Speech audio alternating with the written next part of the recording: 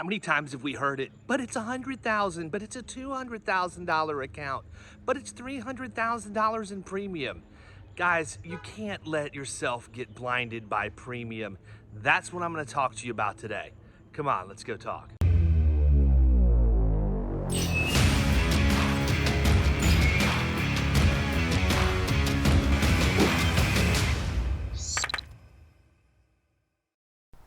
So you've heard me talk before about having a minimum revenue threshold.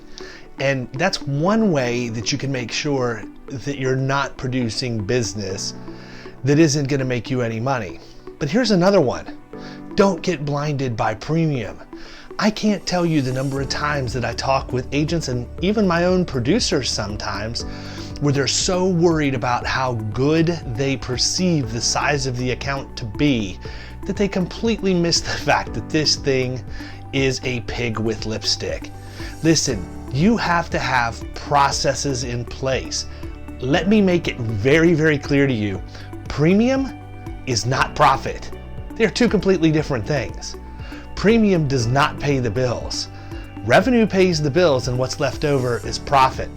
You might have an account that's $100,000, $200,000, $300,000 in premium, and you think it's the greatest account that you've ever written.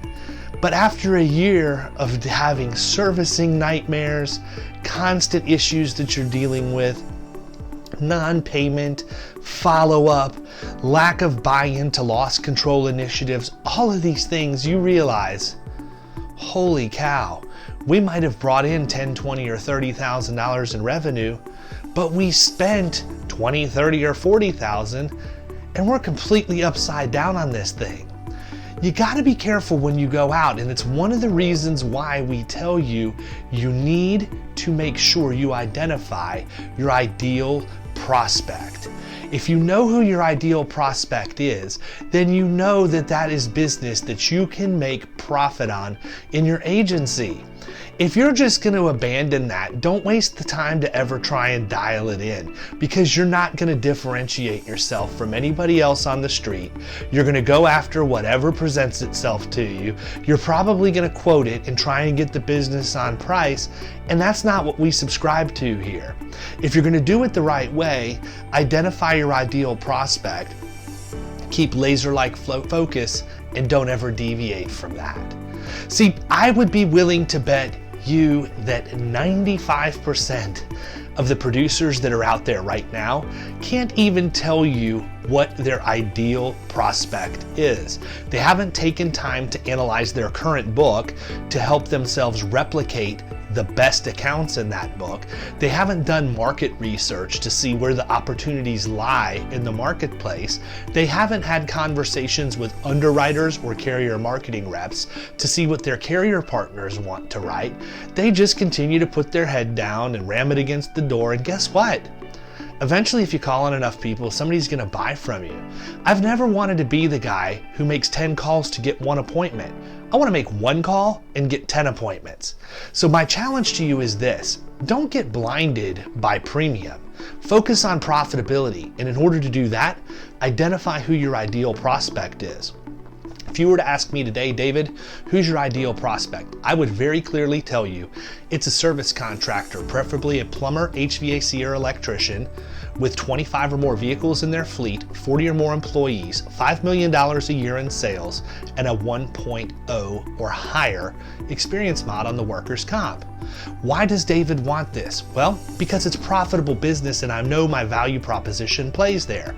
A, if they're residential service contractors, they don't have GCs and certificate tracking places that are constantly monitoring the mod, so I know that there's a better than average chance that the mod has slipped on these accounts and they're going to get in that 1.0 or higher range.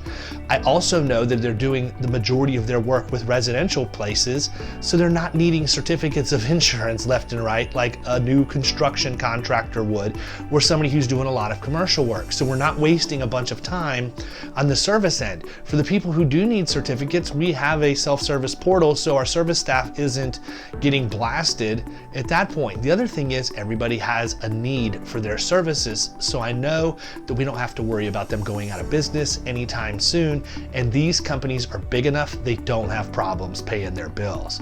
That's an example of an ideal prospect profile. My challenge to you is figure out 3 or 4 of those.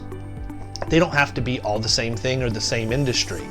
I like light manufacturing in addition to service contractors. Why? Well, let's see. Light manufacturing, very minimal certificates, not a lot of vehicle changes on the fleet. Chances are that they don't have to worry about paying their bills, but because they're not being monitored, guess what happens? That mod can creep up, and that's when we slide in. We do our mod audit, we explain where they're wasting money, and we have a client for life.